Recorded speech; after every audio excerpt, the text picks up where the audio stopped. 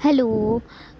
चला तर मग मंडळी, विसरू नको तू मला ही मालिका आता सुरू झाली आणि ही लव्ह स्टोरी ऐकण्यासाठी तुम्हाला आता वैदेही आणि सूर्याला भेटायचं आहे.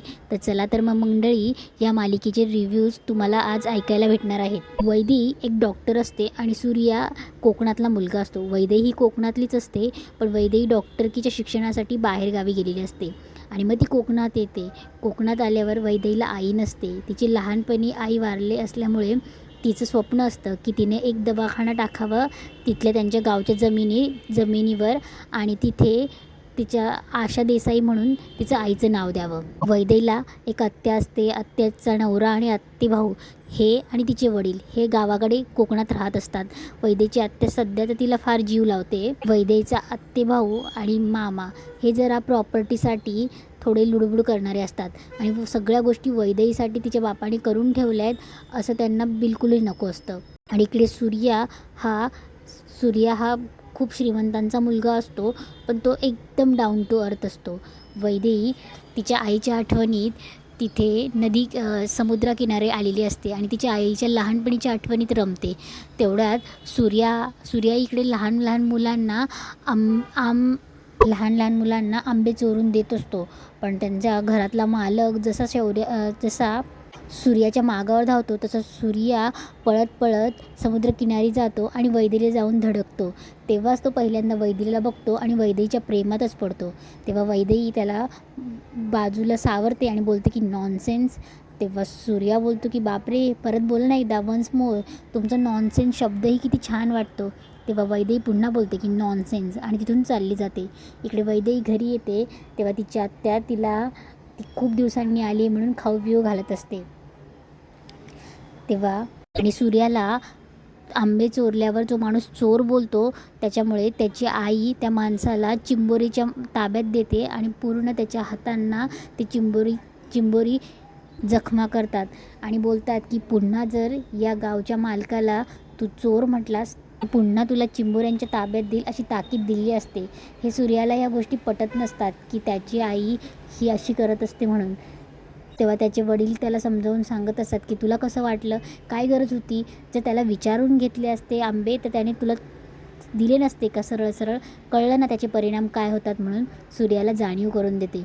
इकडे वैदेहीचे वडील वरद तिच्या आत्तेभावाला सांगत असतात की तिला गावची जमीन बघायला आणि मंदिरात घेऊन जा म्हणून. तेव्हा वरदला ते आवडत नसतं कारण की वरद गावचा नगरसेवक असतो. त्याच्यामुळे तो बोलतो की असली कामं मी करत नाही, पण तो वैदेहीला घेऊन जातो. वैदेही मस्त साडीवर तिथे जाते. तिच्या आईच्या नावाची पाटी असते ती बघते, पण वैदेही बोलते की इथेच थोडा वेळ थांबूया म्हणून. तेव्हा वरद बोलतो की तुझी मुंबई नाही आहे ही. मुंबईमध्ये तू रात्रीमध्ये कधीही फिरू शकते. इथे लोक 8 वाजता चडीचूप होतात, कळलं. आणि ती एक बाई रात्री फिरते, अख्ख्या गावाला माहिती आहे आणि ती आलीच तर. तेव्हा वैदेही बोलते की तुझा विश्वास आहे. तेव्हा तो बोलतो की अख्ख्या गावचा विश्वास आहे. तेव्हा वैदेही बोलते की माझा विश्वास नाही, तुला जायचं तू जाऊ शकतोय, मी थांबते म्हणून. तेव्हा तो निघून जातो. इकडे वैदेहीनंतर अंधार पडल्यावर येत असते तोंडाला स्कार्फ बांधून आणि इकडे सूर्या हा गावच्या छोटमोठ्या नाटकांमध्ये भाग घेत असतो, त्यामुळे तो यम बनलेला असतो. तेव्हा त्याच्या नाटकातलं एक पात्र आलेलं नसतं म्हणून त्याचे मित्र बोलतात की चल आता त्याला घेऊन येऊ म्हणून. तेव्हा जंगलातून वैदेही येत असते आणि तिकडनं सूर्याही यमाचा अवतार घेऊन येत असतो. वैदेहीन तो एकमेकींना बघतो आणि इतका घाबरतो, तीही घाबरते आणि तोही घाबरतो. सूर्याला वाटतं की तीच गावची बाई आहे जी रात्री फिरते. तेव्हा सूर्य काठी उचलतो आणि बोलतो की बाई तुला काय पाहिजे ते देतो मी तुला, पण प्लीज मला मारू नको म्हणून. तेव्हा वैदेही ओरडते आणि बोलते की काय चाललं आहे हे. तेव्हा ती स्कार्फ काढते. तेव्हा सूर्या पुन्हा तिला बघतो आणि पुन्हाही तिच्या प्रेमात पडतो. त्याला सगळं फ्लॅशबॅकमध्ये वैदेही त्याला भेटलेली आठवते. तेव्हा वैदेही बोलते की काय एवढं ओरडायला काय झालं. तेव्हा सूर्या बोलतो की मला वाटलं ती बाई असेल. तेव्हा वैदेही बोलते कोण बाई. तेव्हा सूर्या बोलतो की नाऱ्याची बायको. तेव्हा वैदेही बोलते कोण आहे हा नाऱ्या आणि कोण आहे त्याची बायको. तेव्हा सूर्या बोलतो की हडळ आहे ती. तेव्हा वैदेही बोलतो की तुला मी हडळ वाटली. तेव्हा सूर्या बोलतो की नाही. तेव्हा सूर्या लाजतो. तेव्हा वैदेही बोलतो की तुम्ही मला ओळखतात. तेव्हा सूर्या बोलतो की नाही. वैदेही बोलते की काय अवतार बनवून ठेवला आहेत हा. तेव्हा तो बोलतो की हा दशा अवतार आहे. तेव्हा वैदेही बोलते की मग तो स्टेजवर ना इथे काय करतायत. तेव्हा सूर्या बोलतो त्याचं काय झालं. तेव्हा वैदेही बोलते की काही नाही कळलं. तेव्हा वैदेही जायला लागते. तेव्हा सूर्या गाडीत बसतो आणि बोलतो की कुठं सोडू. वैदेही पुन्हा आडेवेडे घेते, पुढे जाते.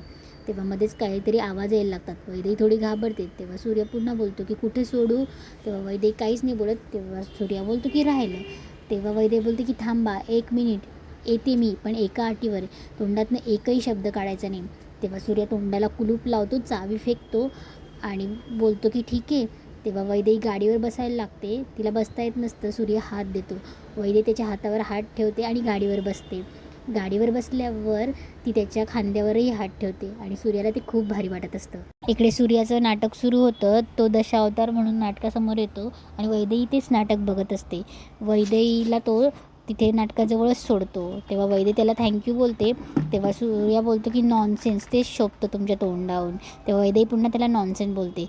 जेव्हा ती त्याचं नाटक बघत असते तेव्हा तेव्हा ती बोलते की तेव्हा तिला आठवतं की यानेच आपल्याला कंपनी दिली म्हणून. इकडे वैदेहीची आत्या मंदिरात आलेली असते आणि सूर्याची आई आलेली असते. त्यांची एक घराची दुश्मनी असते एकमेकांच्या घराशी. तेव्हा वैदेहीच्या आत्याला पूजेचा पहिली ओटी भरण्याचा मान हवा असतो आणि सूर्याच्या आईचं म्हणणं असतं की हा मान माझा आहे, आमचाच आहे असं. म्हणून त्या दोघींचे भांडणं होत असतात. पण इकडे वैदेहीला आणि सूर्याला काहीही माहीत नसतं यांच्या दुश्मनीबद्दल. इकडे वैदेही स्टेजवर गुपचूप जात असते, तिला बघायचं असतं आणि इकडे सूर्याचं नाटक चालू असतं. तेव्हा सूर्या नाटकामध्ये त्याचे बोल असतात की एका इंद्राच्या दरबारामधून मी एका अप्सरेला अपहरण करून आणलं आहे.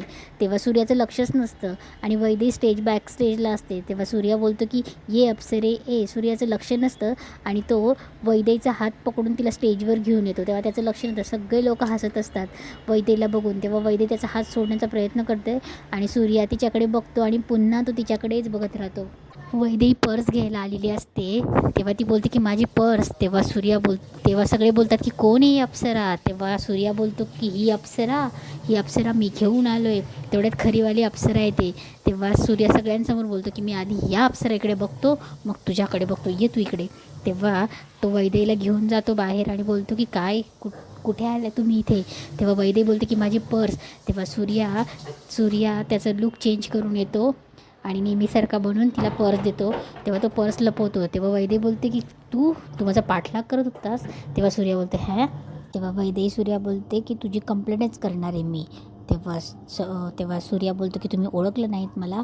तेव्हा तो नाटकाची काही वाक्य बोलून दाखवतो. तेव्हा वैदेही बोलते की मायासूर, मग एवढा मेकअप करायची काय गरज होती, तसा पण मायासूरच वाटतोस तो. तेव्हा वैदेही पर्स घेते आणि निघून जाते.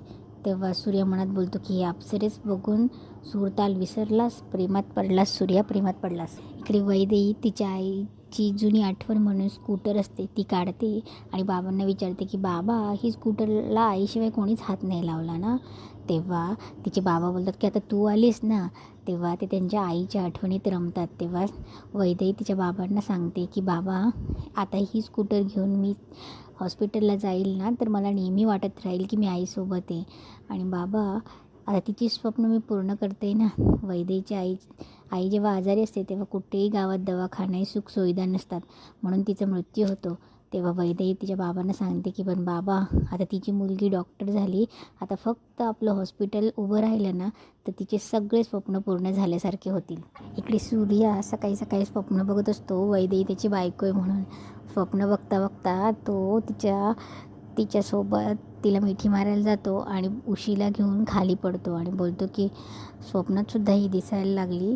तेव्हा तो देवीला बोलतो की देवी माता, माझं यावर्षीचं स्वप्न पूर्ण होऊ दे, पुढच्या वर्षी जोडीनं ओटी भरायला येऊ म्हणून. इकडे वैदेहीची स्कूटर वरद किक मारत असतो. त्याला किक मारताच येत नसते. तेव्हा तो त्याच्या मामाला बोलतो की मामा, किक मारून गुडघ्याची वाटी खाली सरकायला लागली, पण ही खटारा काय स्टार्ट होईना. तेव्हा वैदेही बोलते की झालं तुझं, हो बाजूला हो. तेव्हा वैदेही स्कूटीजवळ जाते. तिच्या आईचं तिथे नाव असतं आणि बोलते की आई, आज माझ्या कामाचा पहिला दिवस आहे, तुझा आशीर्वाद सोबत असू दे असं बोलते. तेव्हा वरद हसत असतो. तेव्हा एकच किक मारते वैदेही आणि स्कूटी चालू होते. तेव्हा वैदेही बोलते की ओ युवानिता, ओव्हर कॉन्फिडन्स तुमचा महागात पडला.